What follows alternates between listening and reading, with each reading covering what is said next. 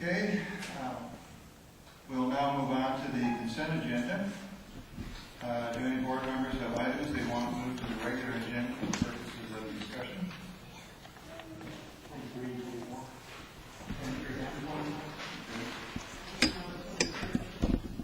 Item number 22.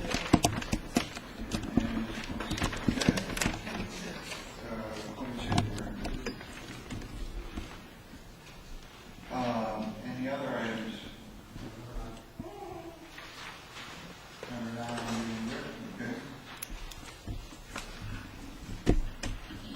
Okay, so I'm showing 9, 22, 23, 24, 26. Wait, 20, wait, not 26. 26 is donation.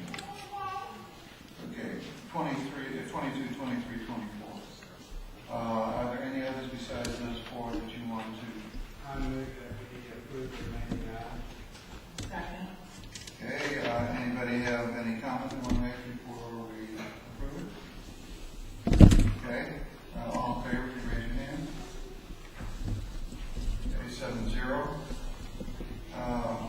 We'll then take the items in numerical order, which means we'll start with number 9, construction sign. One question is regarding construction of the concrete before, sorry, what's happened with that? I'll let Mr. O'Donnell, he's got a list of everything that's ongoing. There's about, as you remember, about $20 million worth of capital improvement projects this summer, so it's a record summer for them. And they're doing an excellent job managing all those projects, so they get very good numbers. Well, unfortunately, the weather plays a big part right now. We started out real good in June, and it was nice and dry, and everything was going real well. Parking lots, that was one of the reasons why we started in May as soon as school ended. Maybe in some of the schools we started just a little bit before school ended. Kern, Albany, Elton, Youngblood, and Ewens are 95% complete already. All they need is striping, and they're going to come back and do it at one time. Sneed and Petrosky, at this moment right now, they saw cut and they're excavating right now. And the rains don't really hurt that one too bad because they're small projects, but they should be finished probably in the next couple of weeks on that one. The parking lot repairs at Elsick, which is probably one of our bigger ones in Hastings, we're about, on the north lot and the visitors parking lot, we're probably about 90% complete on that particular lot there. On the west side, which faces Derry Ashford, we just finished pouring this Saturday, and they're about halfway finished on that parking lot there. And they were supposed to be scheduled to hopefully do a little bit more pouring today, but obviously the rain kept us away. We're about 55% complete at the Elsick High School. They are also doing some saw cutting on the bus loops. Those are very easy to do. They're very quick jobs. We're trying to get that out of the way so we can get the buses in there in case something does happen down the road. We don't anticipate that right now. Hastings, we just poured this morning on the north loop here on this side, finished that one. Again, weather playing a big part on that. The south parking lot at Hastings, we just finished putting the drainage in there. They're mixing, stabilizing. Again, very muddy right now, but hopefully they can put some lime in there and they can dry it up pretty quickly and we can get a few days and it'll work out. Crossroads is ready to be asphalt. What they're doing is waiting for the, obviously when they do two lots like that, they like to have two areas big enough so when they bring the machinery, it's real easy to do from one end to the other and the asphalt can be done very, very quickly. They're about 40% at Hastings High School. Crossroads is ready to be mixed in asphalt. It's about 60% complete. We're just waiting for a day that they can go in there, and it's already been compacted and just ready for asphalt to have to occur. The Pantry job over here on the Pantry, that's already completed over here by the tennis courts. Chancellor, today they finished, Saturday they finished pouring.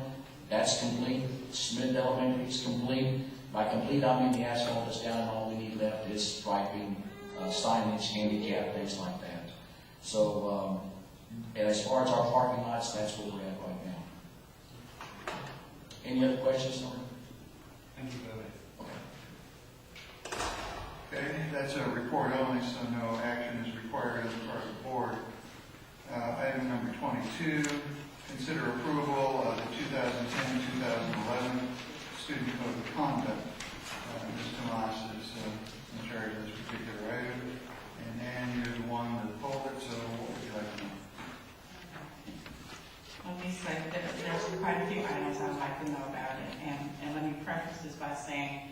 I believe that we need to have a safe environment. I do believe in our student code of conduct. I just have questions, and I think that it's fair question, especially for the public who will be viewing this and the parents who will be receiving assignments. So I'd like to start there. I want to ask, could you explain how the updates are applied to the student code of conduct? I know at some point the board is responsible for doing some updates, but as this document was put together for us, how did that come about? And he said he's here and can help as well, but Mr. Hamed at People Personnel Services, each year he forms a committee of administrators, and that group comes together and they take responses that they've heard from parents, responses that they've heard from students, things that have worked, things that haven't worked, and they bring that in with the revisions, and all the revisions are highlighted for you throughout. Many of the revisions this time were simply from TASB and their model code of conduct that they send to us. Many of the additions that you will see are additions from TASB. The other question is, with wordsmithing our student code of conduct, was that the committee or was that one individual person? Because there are certain terminologies that have been changed, or So, you're going to help me, such as, hang on a second. I saw the inclusion of cyberbullying. Okay, so and I know that that's been a big deal, and why we need to add that. that was an inclusion that we were required to include. Okay, so you were saying that most of these were because of from information from the TASB updates. Right, legal requirements. They're legal requirements that we get from the Texas Association of School Boards. I didn't have my agenda in front of me. Okay, one of the items that I wanted to point to as well was referring to student code number 3, general conduct, item D, gang-related affiliation behavior. 269. Thank you.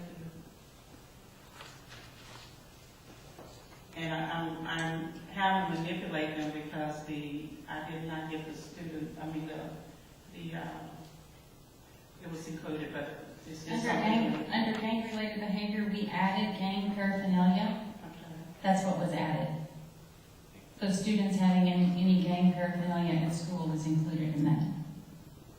Okay. Sometimes there's a perception that one campus enforces policies or codes tougher than others.